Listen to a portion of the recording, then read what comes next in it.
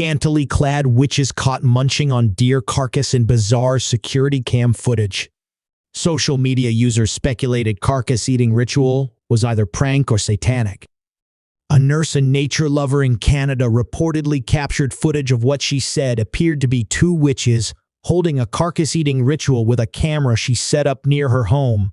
Disturbing Ring camera video shows a parent's worst nightmare after a woman in Louisiana allegedly killed her boyfriend's 6-year-old daughter, put her body in a 10-gallon bucket, and left the little girl's body on her mother's front lawn.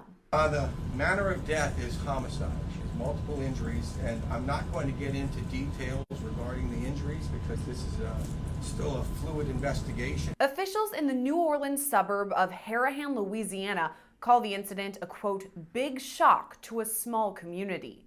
Wednesday morning, 6-year-old Bella Fontanelle's father reported his daughter missing. Hours later, the kindergartner's body was discovered in a bucket on her mother's front lawn.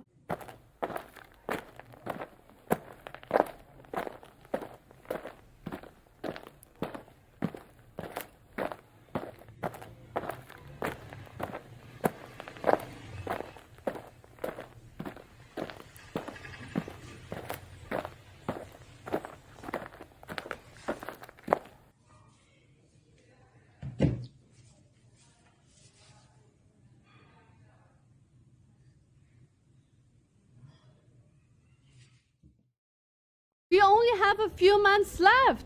I love that you support the Green Deal, but it's not getting rid of fossil fuel. It's not going to solve the problem fast enough. A Swedish professor saying, we can eat dead people, but that's not fast enough. So I think your next campaign slogan has to be this: we got to start eating babies. We don't have enough time. There's too much CO2. All of you're a pollutant. Too much CO2. We have to start now. So we have to get rid of the babies. That's a big problem. Just stopping having babies is not enough. We need to eat the babies. And this is very serious. Please give a response. Thank you. No. Okay.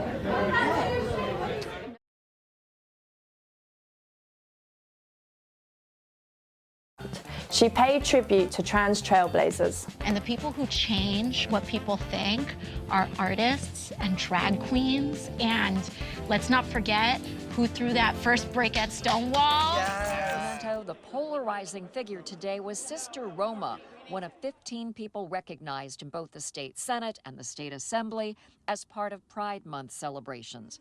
San Francisco Senator Scott Wiener invited Sister Roma to the Capitol as his guest. 8 Senate Republicans asked Senator Wiener to withdraw his invitation, but that request was denied.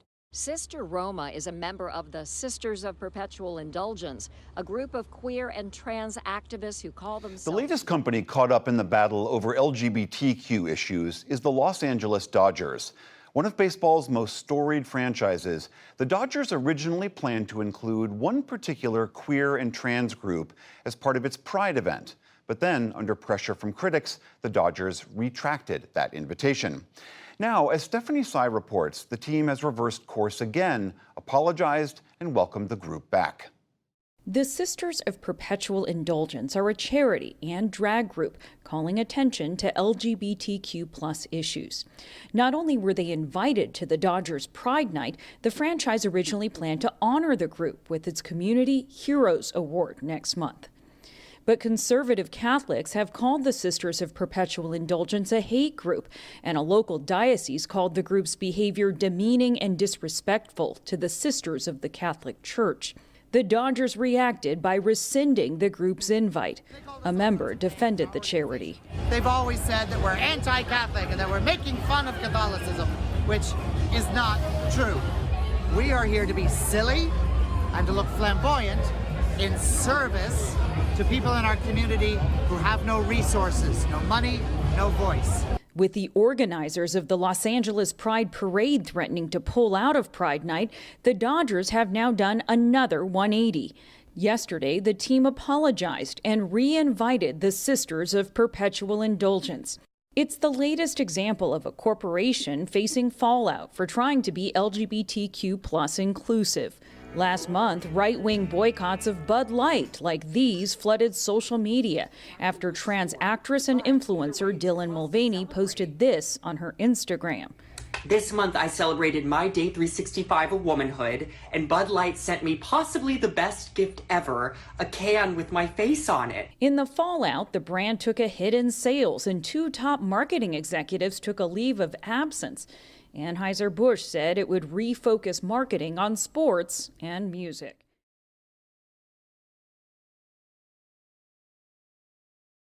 This is the week for travel advisories. The American Principles Project president has issued an advisory warning parents against travel to states like California, Minnesota, New York. The issue, as it increasingly is these days, revolves around gender. Those states believe they know better than the parents what is best for their children. Terry Schilling is the president of the American Principles Project, and he joins us now. Thank you for being here. So what's going on in these states? What are they doing that led you to issue an advisory? Well, thanks so much for having me, Trey. What these 2 states, Minnesota and California, and frankly, we're seeing this all over the country, are doing is they're passing laws that empower the state to take away custody from parents if they disagree or won't allow their children to go through sex change procedures like puberty blocking and cross-sex hormones and even surgeries in some cases. And so we wanted to make sure to warn parents all across the country that even if you're traveling to these states, that the state in itself and the law enforcement agencies can and will be weaponized against you if your children go to them. And so we just want to make sure that parents all over the country know about this and avoid travel to these states. You know, Terry, I'm a simple-minded person. I'm sitting here thinking children cannot vote or drive or sign contracts or otherwise make any important decisions in life. So why do these states think they are equipped to make a decision like this independent of their parents? It's a great question, Trey, and lots of people are asking that. And you might find my answer to be quite radical, but these progressive activists, these woke activists, are radical themselves. They think that parents are oppressors to children. Right? They want to destroy every single institution in this country that we have an attachment to. That's why they don't support borders. That's why they don't support parents and families. That's why they don't support gender. They think that human beings should be able to liberate themselves from anything that constrains them. And we all know, Trey, that parents love and know their children better than anyone, especially woke bureaucrats within the government. All right, I am with you that there are activists and other folks who are just insane, for want of a more medical description. But these are state legislative bodies that are passing laws, right? These are not like activists that are hanging out on the street corner. This is the law in some of these states. So they had to convince at least a majority of state legislators, which I just find dumbfounding that a state legislator would think, I know what's best for someone else's children. That's insane. No, it's not just insane, it's disastrous, and it's going to destroy this country, right? But I'll tell you one thing. The legislator in Minnesota, Lee Fink, is a transgender woman and a radical, and actually just caused some controversy in the state of Minnesota for introducing legislation that would protect, and I'm not exaggerating, I'm not kidding, would protect pedophiles as a protected class. It would elevate them. Right now, the Minnesota law does not, it actually has an exemption when it comes to sexual orientation and does not protect pedophiles. But Lee Fink is so radical that he would do this and actually protect pedophiles. This is a radical movement, Trey, and we're seeing this all across the country. And the Democratic Party, they're stuck, right? There are these radical activists that will make them pay a price. They'll punish them if they step out of line. That's what we're seeing everywhere now. Take a seat. Then take another. Get into the mindset that there is no one mindset. Where all you've ever known meets all you haven't yet.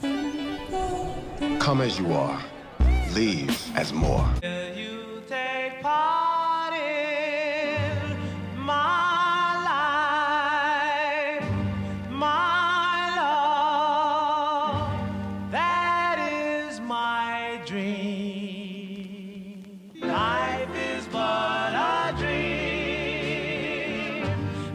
what you make it. Always try to give.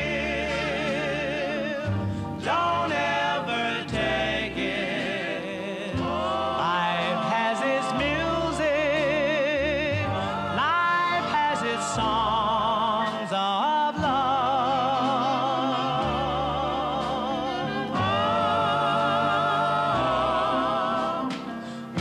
Will you take part in my life, my love? That is my dream. Some may see the future as dark, But we most definitely see the light. because in the future, people like us, from different places, different spaces, we are all going after one thing. Change for the communities we care about.